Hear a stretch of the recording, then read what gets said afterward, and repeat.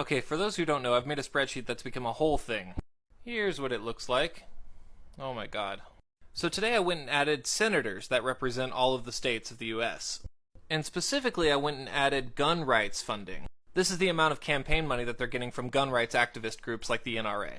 So then I made a pivot table which adds up all of these types of campaign funds and puts them sorted by state. And I linked that pivot table back to the main spreadsheet. So when looking at the individual states, for instance firearm deaths per 100,000, I can put that right up against the amount of money that was donated to their Congress members from gun rights activist groups. Right now it's sorted alphabetically, but then if I go and sort these types of donations from largest to smallest, here is what we have. The good states are on the bottom, and the bad states are up on the top. And look at that. The average firearm death rate from states whose senators received money from gun rights organizations is 59% higher than states that don't have senators receiving money from gun rights activist organizations. Also, look at this political affiliation. Anyway, I'm going to be adding more stats about senators like oil company donations, big pharma donations, and stuff like that. So follow along if you like. So this TikToker by the name of that Nick Powers guy points out something that is absolutely critical to understand. Now, this is in relation to the direct relationship between gun violence and campaign contributions from the gun lobby. Now, we should all know at this point that there's been plenty of research to show that the United States doesn't really reflect the will of the people, that our political system is largely determined by wealth, which is to say that working class people, their public opinion has effectively no impact on policy, whereas the opinion of the top 1% basically has a direct relationship with public policy. But this puts it in even more clear terms at a state-by-state level, where you're quite literally seeing our political system being bought out. And a lot of people will call this democracy. They'll say, oh, the United States has democracy, but it might be a little bit flawed. But how can we say we have democracy when these systems exist? Because I'll tell you a secret. When it comes to internally within the Democratic Party, if you want to run even for a local office,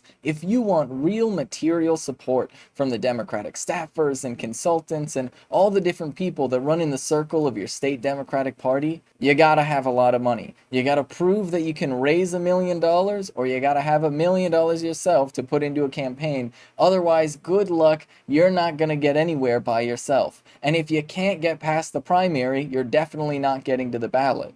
So the reality is our political system is designed in such a way where the internal party infrastructure of both the Democratic and Republican parties is designed to make sure that the candidate with the most money gets the most support and thus has the highest chance of winning the primary. Then you can realize that before there even is any option on the ballot, there's an entire apparatus designed to give a leg up to people who already have money, or to people who can prove that they can raise a lot of money. So that system itself, which comes before anyone votes, is designed in such a way to make sure that it's always reflecting the interests of the richest people that are donating to the Democratic Party or the Republican Party.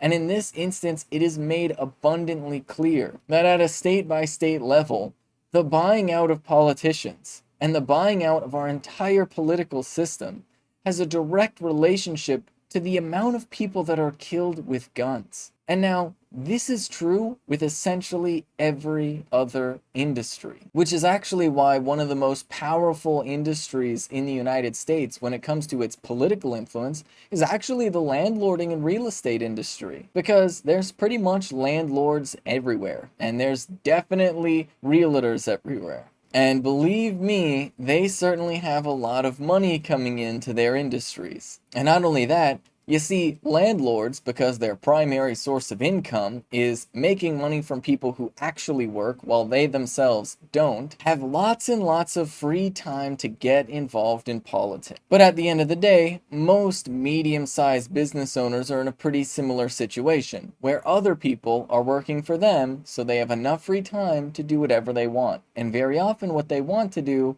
is spend all of their day lobbying politicians to make sure that politicians are making them even richer.